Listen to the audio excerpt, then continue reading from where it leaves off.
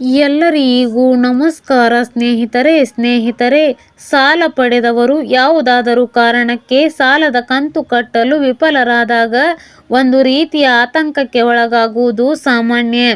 ಆದರೆ ಇಂತಹ ಸಂದರ್ಭಗಳಲ್ಲಿ ಸಾಲಗಾರರ ಹಕ್ಕುಗಳನ್ನು ರಕ್ಷಣೆ ಮಾಡಲು ಭಾರತೀಯ ರಿಸರ್ವ್ ಬ್ಯಾಂಕ್ ಏನಿದೆಯೋ ಕೆಲವೊಂದು ಕಟ್ಟುನಿಟ್ಟಿನ ನಿಯಮಗಳನ್ನು ರೂಪಿಸಿದೆ. ಇನ್ನು ಸಾಲ ಮರುಪಾವತಿಯಲ್ಲಿ ವಿಳಂಬವಾದಾಗ ಬ್ಯಾಂಕುಗಳು ಮತ್ತು ಹಣಕಾಸು ಸಂಸ್ಥೆಗಳು ಯಾವ ಕ್ರಮಗಳನ್ನು ಕೈಗೊಳ್ಳಬಹುದು? ಮೊದಲನೆಯದಾಗಿ, ಇಎಂಐ ತಪ್ಪಿದ ತಕ್ಷಣ ಸಿಬಿಲ್ ಸ್ಕೋರ್ಗೆ ತೊಂದರೆ ಇಲ್ಲ. ಅಂದರೆ 1 ಅಥವಾ 2 ದಿನಗಳ ಕಾಲ ನಿಮ್ಮ ಇಎಂಐ ಪಾವತಿ ತಡವಾದರೆ ಅದು ತಕ್ಷಣ ನಿಮ್ಮ ಸಿಬಿಲ್ ಸ್ಕೋರ್ ಮೇಲೆ ನಕಾರಾತ್ಮಕ ಪರಿಣಾಮ ಬೀರುವುದಿಲ್ಲ. ಸಾಲಗಾರರಿಗೆ ಪಾವತಿಯನ್ನು ಸರಿಪಡಿಸಿಕೊಳ್ಳಲು ಸಾಕಷ್ಟು ಕಾಲಾವಕಾಶ ನೀಡುವಂತೆ ನಿಯಮಗಳಲ್ಲಿ ಸೂಚಿಸಲಾಗಿದೆ. ಈ ಕಾಲಾವಧಿಯ ನಂತರವೇ ಬ್ಯಾಂಕುಗಳು ನಿಮ್ಮ ಮಾಹಿತಿಯನ್ನು ಸಿಬಿಲ್ ಅಥವಾ ಇತರೆ ಕ್ರೆಡಿಟ್ ಬ್ಯೂರೋಗಳಿಗೆ ವರದಿಯನ್ನು ಮಾಡ್ತವೆ. ಎರಡನೆಯದಕ್ಕೆ ಕಾನೂನು ಕ್ರಮ. ಮೊದಲು ನೋಟಿಸನ್ನು ನೀಡಬೇಕು. ಅಂದರೆ ಯಾವುದೇ ಬ್ಯಾಂಕ್ ಅಥವಾ NBFC ಸಾಲ ವಸೂಲಿ ಅಥವಾ ಕಾನೂನು ಕ್ರಮಗಳನ್ನು ಕೈಗೊಳ್ಳುವ ಮೊದಲು ಸಾಲಗಾರರಿಗೆ ಅಧಿಕೃತವಾಗಿ ನೋಟಿಸ್ನ ನೀಡಬೇಕಾಗುತ್ತದೆ. ಹಾಗಾಗಿ ಸಾಲಗಾರರು ತಮ್ಮ ಹಕ್ಕನ್ನು ತಿಳಿದುಕೊಂಡು ಈ ನೋಟಿಸ್ ಪಡೆಯುವುದು ಮುಖ್ಯ.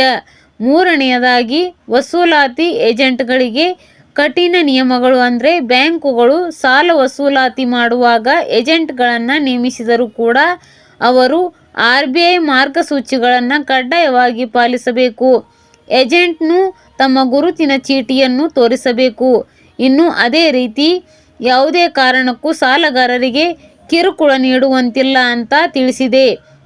ಇನ್ನು ಒತ್ತಡೆ ಇರುವ ವಿಧಾನಗಳು ಕೂಡ ನಿಷಿದ್ಧ. ಅಂದರೆ ಬಾಕಿ ಇರುವ ಸಾಲವನ್ನು ವಸೂಲಿ ಮಾಡಲು ಸಾಲದಾತರು ಅನ್ಯಾಯದ ಅಥವಾ ಒತ್ತಡದ ತಂತ್ರಗಳನ್ನು ಬಳಕೆ ಮಾಡುವಂತಿಲ್ಲ.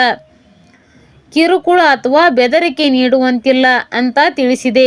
ಇನ್ನು 90 ದಿನಗಳ ನಂತರವಷ್ಟು NPA ವರ್ಗೀಕರಣ. ಅಂದರೆ ಒಂದು ವೇಳೆ ನಿಮ್ಮ ಸಾಲದ ಕಂತು ಮತ್ತು ಬಡ್ಡಿ ಸತತವಾಗಿ 90 ದಿನಗಳಿಗಿಂತ ಹೆಚ್ಚು ಅವಧಿಗೆ ಬಾಕಿ ಉಳಿದಿದ್ದರೆ ಈ ಸಾಲವನ್ನು ಬ್ಯಾಂಕುಗಳು NPA ಅಂದರೆ ನಾನ್ ಪರ್ಫಾರ್ಮಿಂಗ್ SCFCಗೆ ವರ್ಗೀಕರಿಸುತ್ತವೆ. ಹಾಗಾಗಿ ಈ ನಿಯಮಗಳ ಬಗ್ಗೆ ಸರಿಯಾದ ತಿಳುವಳಿಕೆ ಇದ್ದರೆ ಸಾಲದ ವಿಳಂಬದಿಂದ ಉಂಟಾಗುವ ಅನಗತ್ಯ ಒತ್ತಡ ಮತ್ತು ಕಿರುಕುಳದಿಂದ ನೀವು ದೂರ ಇರಬಹುದು.